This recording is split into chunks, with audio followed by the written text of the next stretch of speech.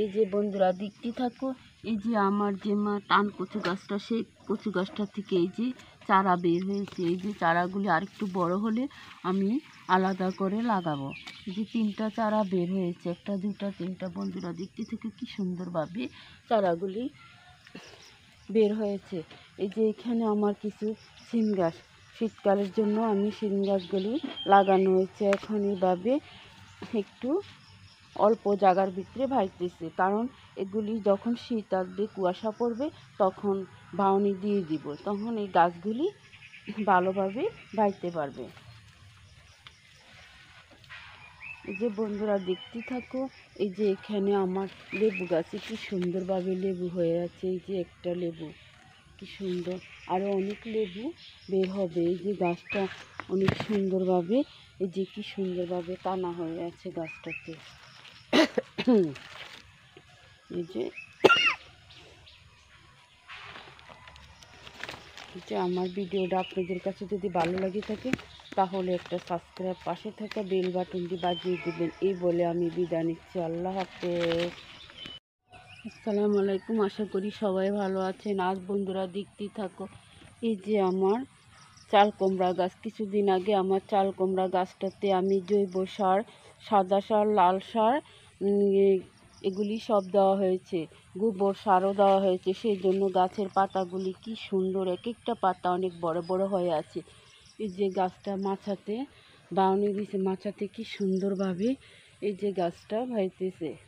বন্ধুরা দেখতে থাকো, এক একটা পাতা কি সুন্দর। চাল কুমড়ার শাকও খাওয়া যায়, রান্না করে খাওয়া যায়, অনেক সুস্বাদু খাবার।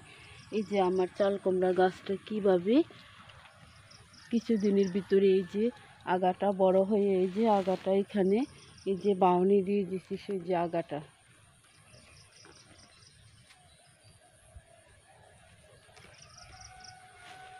যে কি সুন্দরভাবে চাল কুমড়া গাছটার এই যে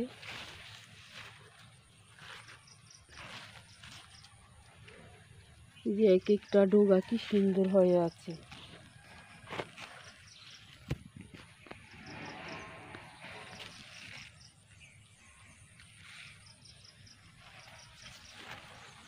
এটাকে আমি একটু বাউনি দিয়ে দিচ্ছি, যে এক একটা চাল কুমড়া থেকে কিছুদিনের ভিতরে চাল কুমড়া গাছটাতে ফুল চলে আসবে।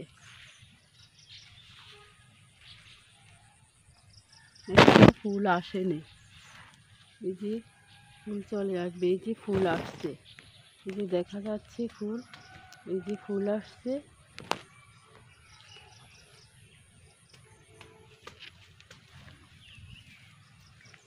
ওদিকটাতে ফুল আসছে, কিছুদিনের ভিতরে এই যে চাল কুমড়া ধরবে। এই যে বন্ধুরা দেখতে থাকো, এই যে ফুল,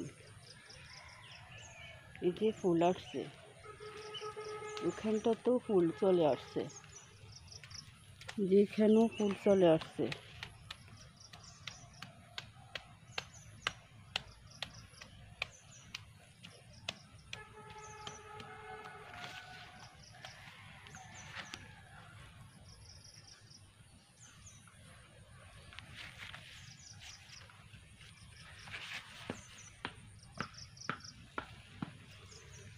চাল কুমড়ার পাতা দিয়ে শাক ভাজি করলে অনেক সুস্বাদু, রান্না করলে অনেক সুস্বাদু, অনেক মজার খাবার। লাউ পাতা থেকে অনেক সুস্বাদু হয়।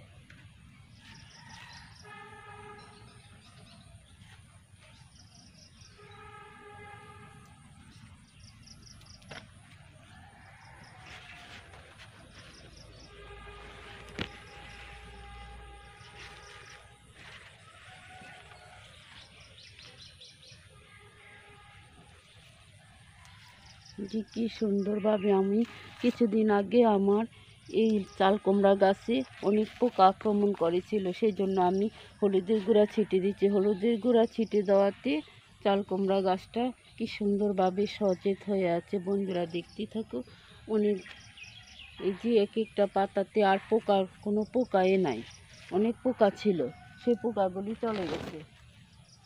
যে বন্ধুরা দেখতে থাকো, এই যে আমার মাটির নিচের আলু গাছ, যে কি সুন্দরভাবে ডোগা হয়ে আছে, এক একটা ডোগা কি মোটা মোটা।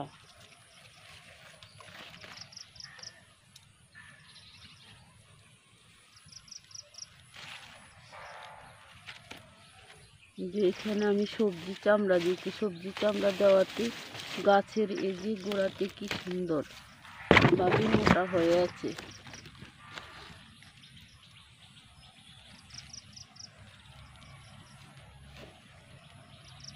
আমার ভিডিওটা আপনাদের কাছে যদি ভালো লেগে থাকে তাহলে একটা সাবস্ক্রাইব, পাশে থেকে বেল বাটনটি বাজিয়ে দেবেন। এই বলে আমি বিদায় নিচ্ছি। আল্লাহ হাফেজ।